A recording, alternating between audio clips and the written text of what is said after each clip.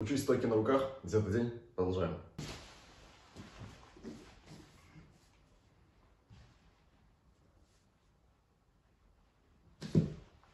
Стойка на руках не получается. Буду делать подводящие упражнения. Одно из них — стойка на руках.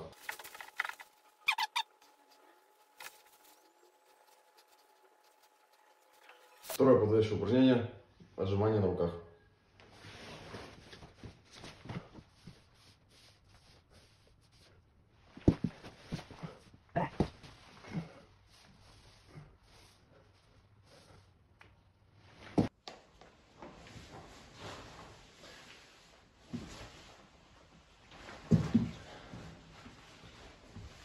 Попробую быть смелее и пройтись на руках.